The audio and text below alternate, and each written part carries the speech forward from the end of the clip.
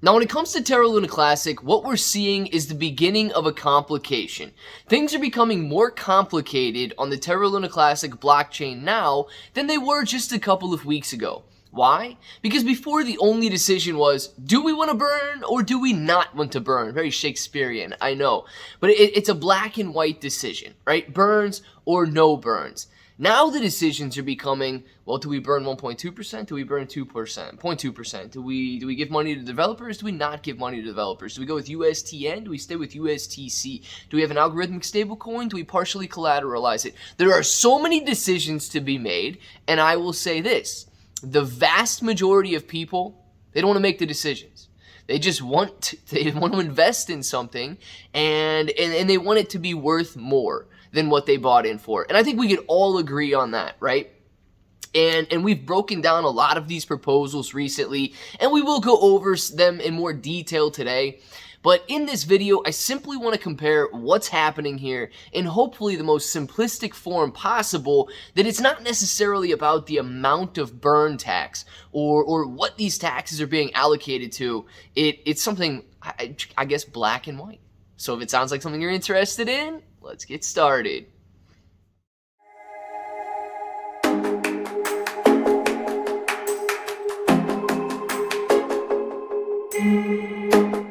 What's up, everybody? I'm Clay. I'm here to make 2022 the best year ever. If you haven't clicked that subscribe button, make sure to subscribe to the channel. Join us, become a bro. We are here every single day, and we are growing our portfolios together.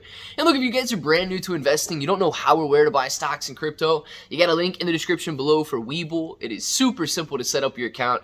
Any deposit is going to get you guys 6 free stocks, up to 12 free stocks. Now, $1 crypto trade is going to get you $5 in free crypto.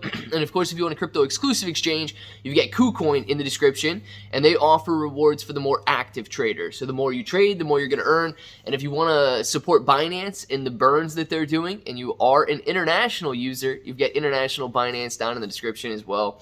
And we know that they're burning and doing a very good job at it. But guys, let's discuss this. Let's just jump right into it. It's no longer a decision of, do we want to burn versus do we not want to burn? That was a very easy decision. It was black and white, and 99+% of the people voted to burn Terra Luna Classic. The decision that we're seeing now is it's molding into something, not somebody. That'd be crazy. Into something else. It's molding into, do we focus on the utility and allow the utility to complete the burns, or do we focus wholeheartedly on the burns, essentially providing that utility? And I know this is a little bit more of a gray area, but that's all these proposals are really proposing. That's all that they're going to do at the end of the day. Now, they are going to go different routes to get there, and we could talk a little bit more about that and how it'll affect the Terra Luna Classic price and the Terra Luna Classic blockchain in some later videos, but I just want to go over the extreme basics in this one right here. You know, right now, with the 1.2% burn tax, there are pros and cons to it. The pros are that we have a very large 100% tax that is being burned. 100% of the 1.2 is going to that burn wallet, and it will never be in existence again as long as people don't go out there and remint new Terra Luna Classic with some of the proposals. But it is a very strong burn, right? But we've got some people that are arguing, because it's so strong, because the 1.2% burn tax is a rather high tax, it has reduced the volume on chain, and therefore burns are not as efficient. Burns are not as high as they could be for Terra Luna Classic if, let's say, that tax was lowered. Now, that's just looking at the tax, okay? And I could argue all day long in both directions, right? And you can look at examples as well. You know, CZ Binance making it very clear that they would lose massive amounts of volume if they implemented the 1.2% burn tax, and therefore they're keeping their fees the same, and they're burning those fees. So Binance doing their research over there, knowing that it would reduce volume, maybe 1.2% is too high. But comparing it to previous numbers and previous volume levels, when Terra Luna Classic was FOMO buying, emotional, exciting, running up 5x in a couple week period, is also unfair. We can't expect the same market situation to be taking place week after week after week. Markets fluctuate. Prices fluctuate. Volatility is volatile, if that makes sense to you, right?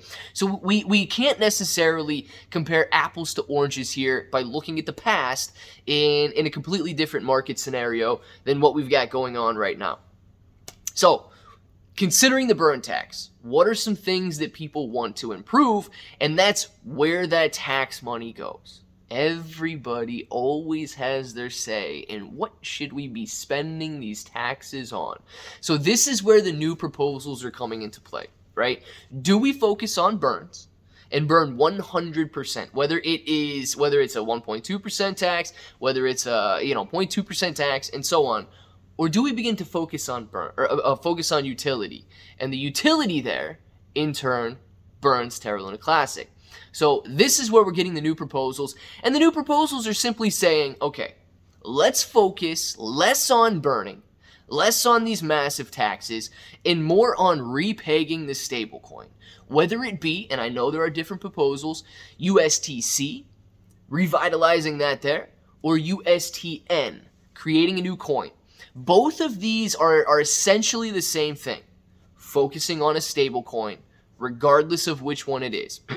And a lot of people might be saying, how does this help burns? How does this generate an increase in value for my Terra Luna Classic? And it does so in a variety of ways, but let's just focus on the actual utility here. The swap metric is what a lot of people refer to, and that is essentially swapping your Terra Luna Classic for USTC or USTN, depending on which situation plays out. But think about it this way. You own, let's say you own 1 million Terra Luna Classic, and let's say the Terra Luna Classic does go back up to 50 cents a coin, and you want to swap it out. You want to actually have the $500,000.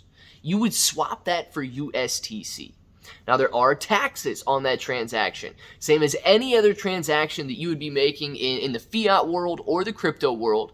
And every time you would essentially make that swap, you would see more utility and more transactions. So I guess traders would essentially be going back and forth between Terra Luna Classic, USTC, or USTN. There's your utility. Those taxes result in burns. If you've got businesses that see a stable coin that is functioning and working out there, they will flock to the blockchain and build on it.